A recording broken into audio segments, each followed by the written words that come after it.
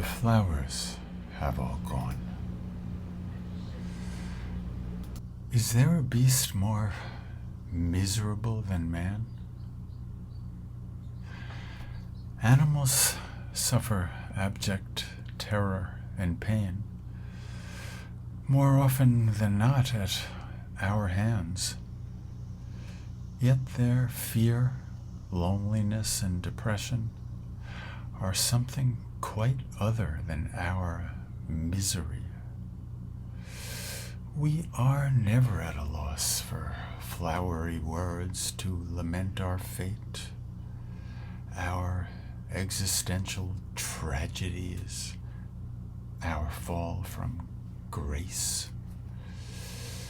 Yet, how easy and natural it is for us to avert our gaze from the beast's suffering, far purer and more intense than our own, as are their pleasures. Consider the predicaments and blessings of being suspended in an eternal now. Yes, there are the spontaneous, winged, and feral ecstasies of the wild, but there are also the confused, terrified, and poignantly beseeching faces of factory farm animals, hung upside down from meat hooks and flayed alive. Unimaginable torments and anguish taking place in that divine, satanic, eternal now.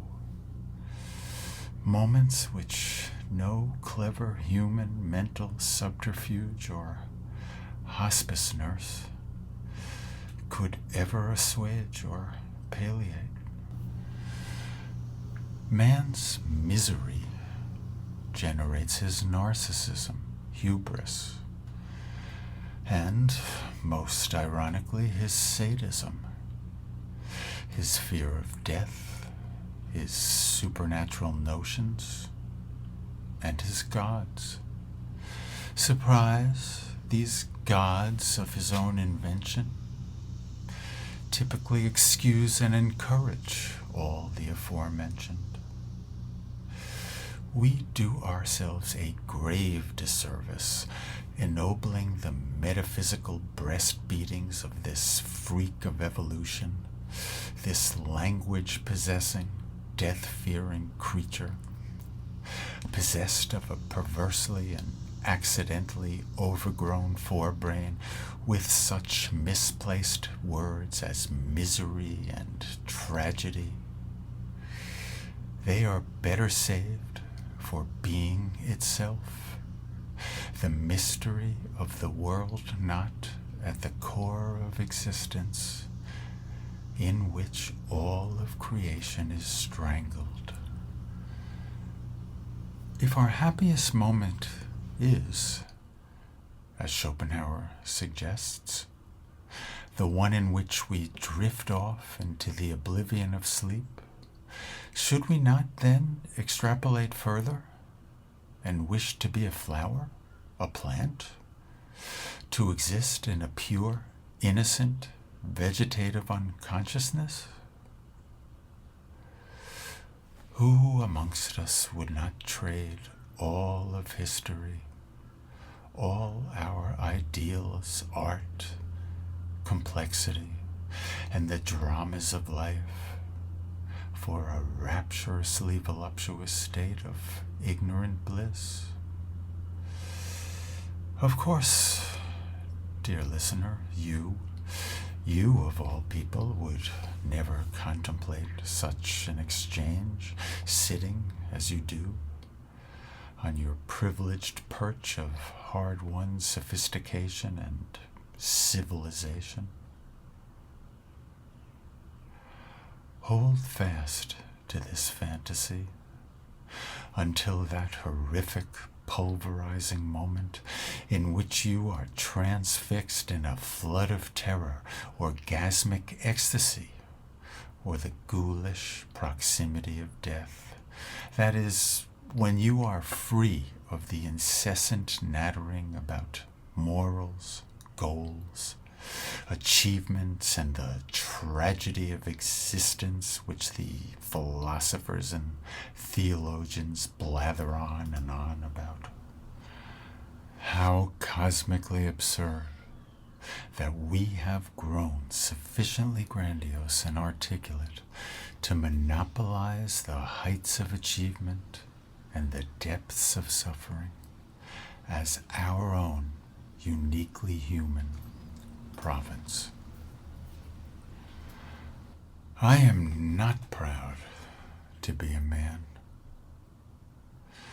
We prattle on about our ancestors, heroes, races, religions, nations, ideas, achievements, progress, and, to greatest comic effect, our humanity. All the while, the best among us molest young boys and slaves, ignore, condone, or perpetrate genocide, poison cats, butcher their adulterous wives in bed, and drive their nephews to attempt suicide.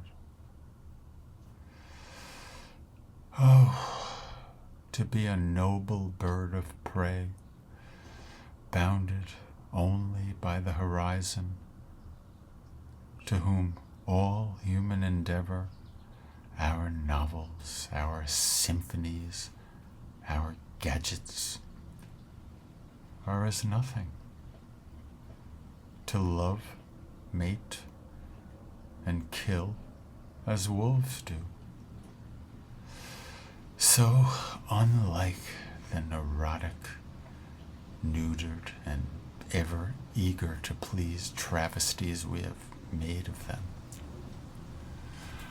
Let me live the life of every species which knows nothing of death, or to whom death means nothing. Let me revel in the frantic, meaningless madness of lunatic animal vigor, untainted by the petty thoughts and rationalizations of recorded human history. Would all this serve to reawaken in me the desire to once again be human? A second blissfully brief sojourn in the land of fretting megalomaniacs and sadists would, rapidly and forever, quiet that foolishly misplaced jealousy. It is the other than man's grass which is greener. We all know this full well when we are still enough to attend to our idiot breaths and sadly beating hearts. Consider the plight of the insect who wishes to become flower, of the flower which desires to become rock, and of the rock which would gladly return to the primal, fetal furnace belly of its mother star, who now, mindlessly spinning and lugubriously dying in the imbecilic vacuum of space, is blissfully untroubled by any artificially puffed up thoughts of vanity, legacies, or meaning.